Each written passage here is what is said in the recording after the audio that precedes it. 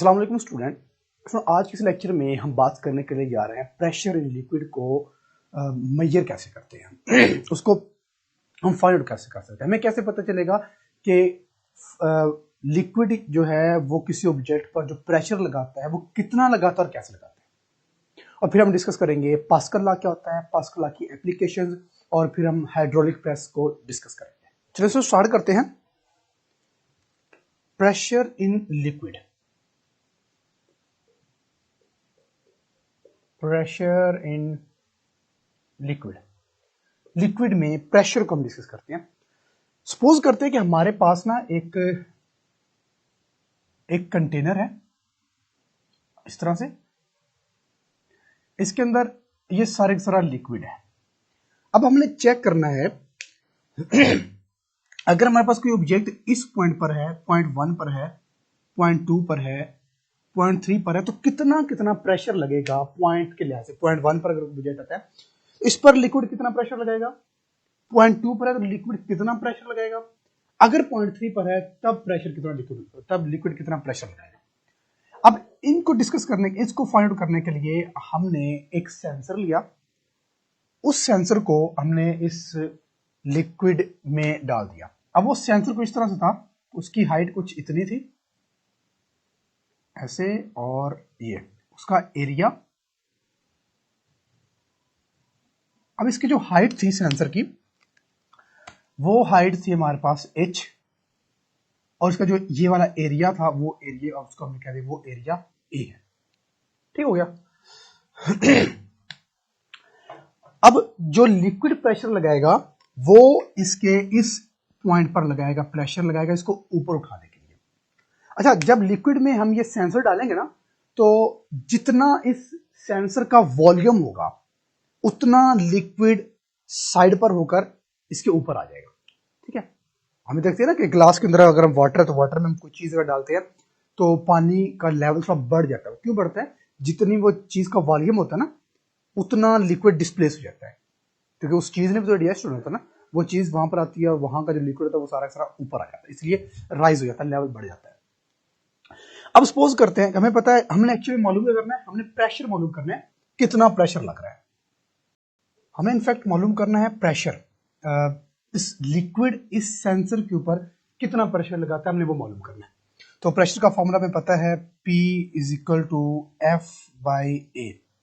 ठीक है, ये वो फोर्स है जो लिक्विड इस ऑब्जेक्ट को ऊपर उठाने के लिए लगाएगा।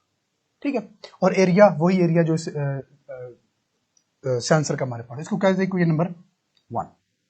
ठीक है, अब हमें फोर्स निकालना पड़ेगी। पहले फोर्स निकालने के लिए, फोर्स हमारे पास किसके इक्वल होता है, फोर्स इज इक्वल टू होता है ma। लेकिन यहां पर हम ma वाला फॉर्मूला नहीं लगाएंगे। क्यों? क्योंकि इसमें एक्सेलरेशन आ रहा है, तो एक्सेलरेशन का यहाँ पर कोई कॉन्सेप्ट ही नहीं है।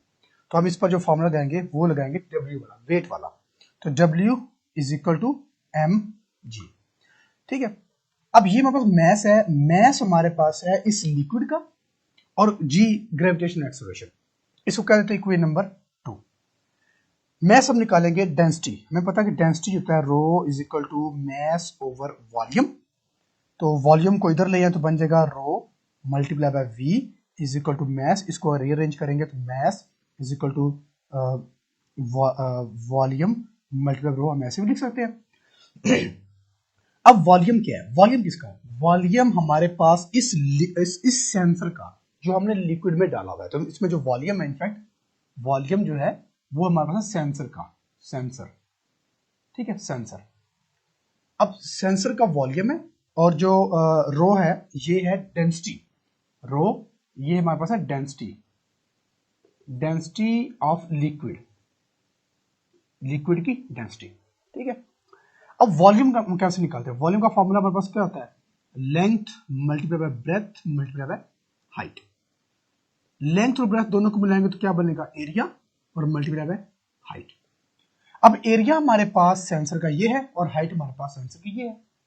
तो वॉल्यूम हमारे पास आ जाएगा एरिया मल्टीप्लाई बाय हाइट। इसको पुट कर देते हैं हम इसमें, तो हमारे पास आ जाएगा मैस इज इक्वल टू, जो हमने लिखा था वॉल्यूम मल्टीप्लाई बाय रो, इसको हम लिख सकते हैं mass is equal to, volume लिखेंगे A multiply by H multiply by rho, या इसको हम यूं लिख सकते हैं ए एच और रो।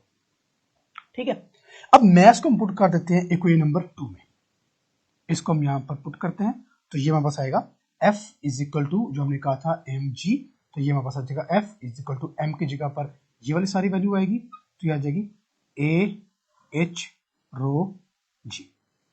ठीक है, अब हम ये सारी की सारी वैल्यू पुट कर देंगे प्रेशर में, तो प्रेशर का फॉर्मूला हमारे पास है P is equal to F by A।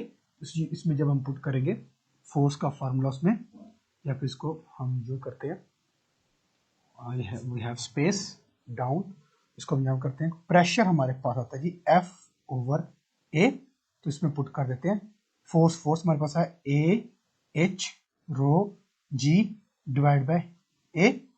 ठीक हो गया। अब जो ये A है ये A से कैंसिल आउट, पीछे बच जाएगा pressure is equal to rho G H, तो ये हमारे पास है प्रेशर। अब देखिए प्रेशर डिपेंड, ये प्रेशर वो है जो लिक्विड लगाएगा इस सेंसर, इस डिवाइस को ऊपर उठाने के लिए। ठीक है, अब ये डिपेंड किस पर करता है, डिपेंडेंस पर आ जाते हैं।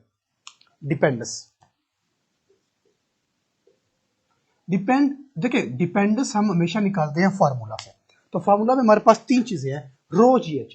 पहली डिपेंडेंस हमारे पास आएगी डेंसिटी ऑफ लिक्विड, जो प्रेशर है पहला वो डिपेंड करेगा लिक्विड की डेंसिटी पर। अगर वाटर है तो वो कुछ और तरह का प्रेशर लगाएगा, अगर मरकरी है तो वो कुछ और प्रेशर लगाएगा, अगर वाइन अल्कोहल है तो वो कुछ और प्रेशर लगाएगा, पेट्रोल है, डीजल है, कोई भी ऑयल है, तो हर लिक्विड का जो प्रेशर होगा वो डिफरेंट होगा, क्योंकि हर लिक्विड की डेंसिटी डिफरेंट होती है।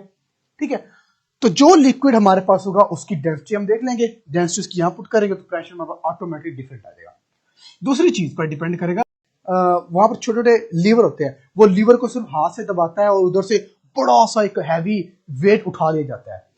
जो फोर्स लग रही है वो तो हल्की सी लग रही है, हाथ से लग रही है, तो वो स्मॉल फोर्स लगती है, और बदले में जो हमें आउटपुट मिलती है वो लार्ज वेट उठाने के लिए बड़ी सी फोर्स मिलती है।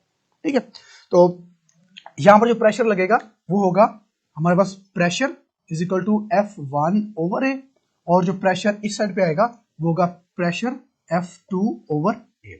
ये इक्वेशन नंबर 1, इसको इक्वेशन नंबर 2 कह लें। अब जो प्रेशर होगा हमारे पास वो इक्वल है, तो P is equal to P, तो हम कहेंगे F1 ओवर इसको हम कहते हैं स्मॉल a, F1 को।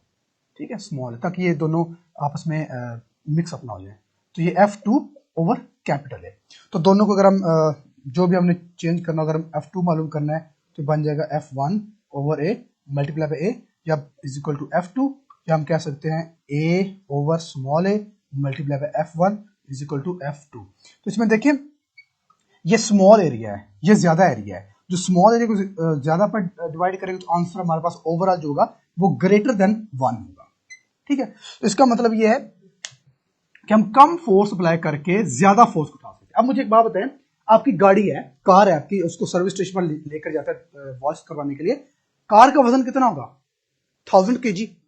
क्या 1000 kg एक बंदा एक हाथ से उठा सकता है? नहीं, इम्पॉसिबल है। लेकिन जब सर्विस स्टेशन पर आप लेकर जाते हैं, वहां पर जब गाड़ी उठाना होता है तो एक आपने देखा होगा वो एक बंदा लीवर को एक हाथ से जाकर सिर्फ यूं करता है, लीवर को सिर्फ एक हाथ से यूं करता है तो गाड़ी उठा देता है। तो इसका मतलब है कि वो स्मॉल सी फोर्स लगाता है और बदले में जो फोर्स मिलती है वो बहुत ज्यादा मिलती है। ठीक है, तो यही होता है पास्कल लॉ, इसको बोलते हैं हाइड्रोलिक प्रेस। और ये हाइड्रोलिक प्रेस जो होता है ये वर्क करता है on the principle of pascal law. Clear? तो ये था आज का हमारा टॉपिक, जिसमें हमने डिस्कस किया प्रेशर एंड लिक्विड को, पास्कल लॉ को, एप्लीकेशन ऑफ पास्कल लॉ, और फिर हमने डिस्कस किया हाइड्रोलिक प्रेस को। अगर इनसे रिलेटेड क्वेश्चन तो आप पूछ सकते हैं। Thank you.